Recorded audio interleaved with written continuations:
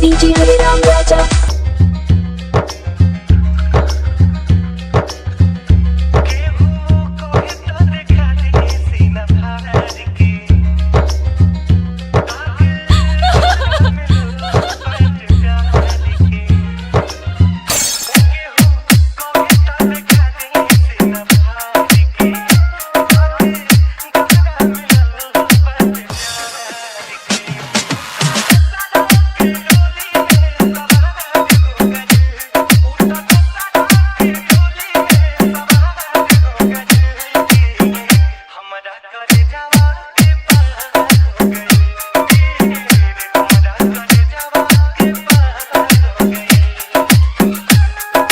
नाम तो सुनाए होगा डीजे हरे राम राजा।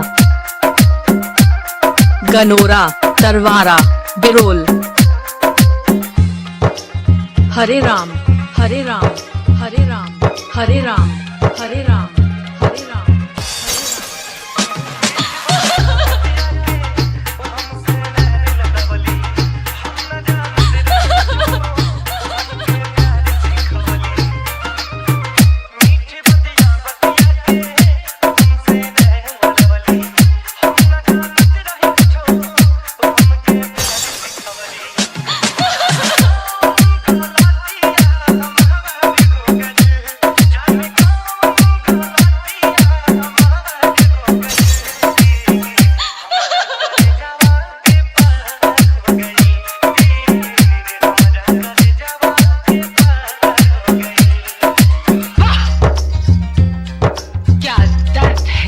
आवाज में छोरे कहते हैं जब ये दिल टूटता है तो आवाज नहीं होती, लेकिन जब ये टूटता है तो कयामत आ जाती है।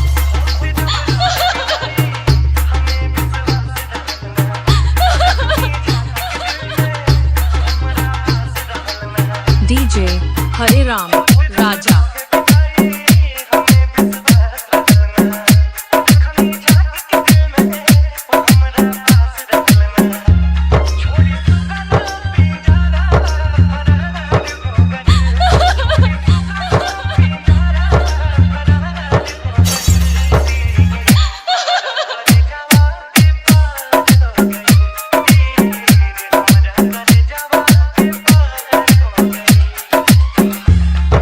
आपका क्या नाम है? DJ DJ DJ DJ DJ DJ DJ DJ.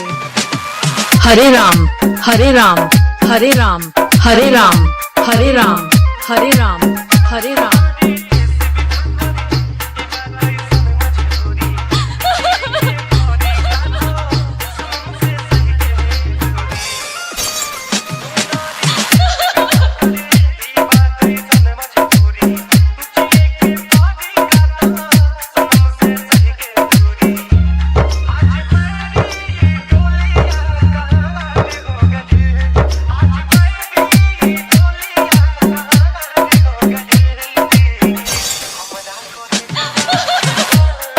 हरे राम हरे राम हरे राम हरे राम हरे राम हरे राम। डीजे सॉन्ग बनाने के लिए संपर्क करें।